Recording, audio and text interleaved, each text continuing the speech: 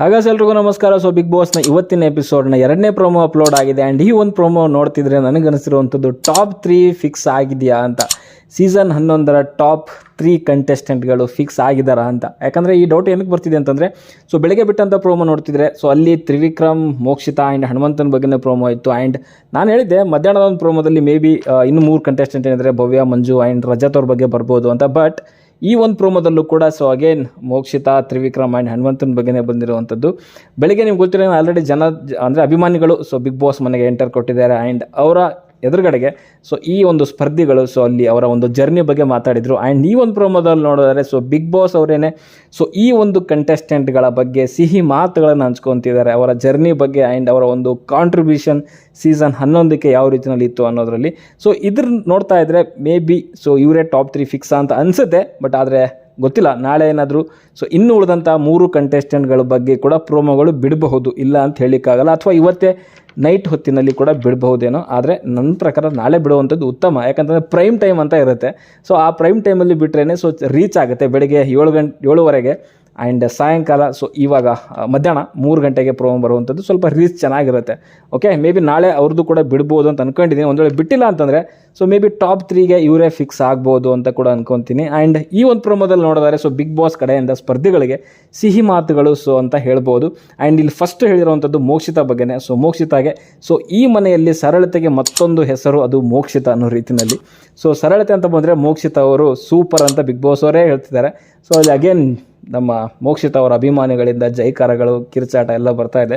And ಇದಾದಮೇಲೆ ತ್ರಿವಿಕ್ರಮ್ಗೆ so ವ್ಯಕ್ತಿತ್ವದ ಆಟದಲ್ಲಿ ವ್ಯಕ್ತಿಯಾಗಿ ಉತ್ತಮ ಈ ತ್ರಿವಿಕ್ರಮ ಅನ್ನುವಂಥದ್ದು.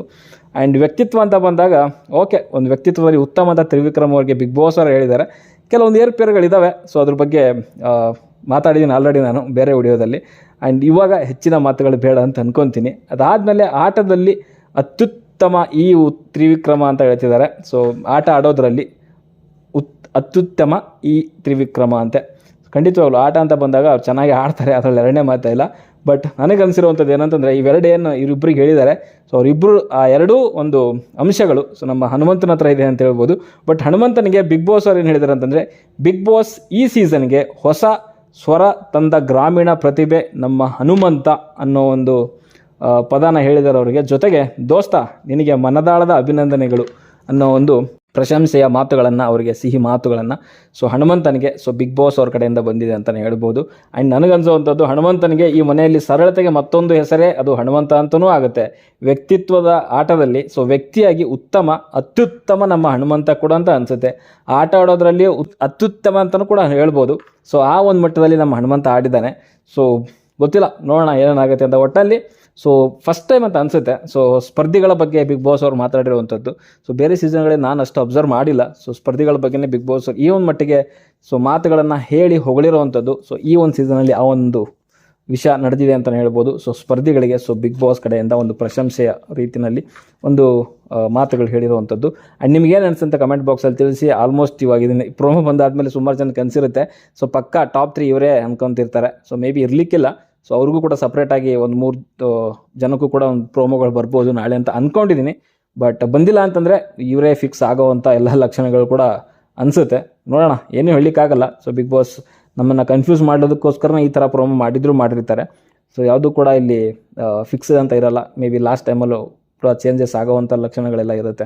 ಓಕೆ, ನಿಮ್ಮ ಅನಿಸಿಕೆ ಅಭಿಪ್ರಾಯ ಏನಂತ ಕಮೆಂಟ್ ಬಾಕ್ಸಲ್ಲಿ ತಿಳಿಸಿ. 3ರಲ್ಲಿ ಯಾರು ಉತ್ತಮ, ಯಾರು ಅತ್ಯುತ್ತಮ, ಯಾರು ಕಳಪೆ ಅಂತ ಕಮೆಂಟ್ ಬಾಕ್ಸಲ್ಲಿ ತಿಳಿಸಿ. ಓಕೆ, ಸೊ ಅದಕ್ಕೆ ಹೊಡೆದಷ್ಟೇ ವಿಡಿಯೋ ಲೈಕ್ ಮಾಡಿ, ಶೇರ್ ಮಾಡಿ, ಚಾನಲ್ ಸಬ್ಸ್ಕ್ರೈಬ್ ಮಾಡ್ಕೊಳ್ಳಿ ಅಂತ ಹೇಳ್ತಾ ಮುಂದಿನ ವಿಡಿಯೋದಲ್ಲಿ ಸಿಗೋವರೆಗೂ ಟಾಟಾ, ಬಾಯ್ ಬಾಯ್.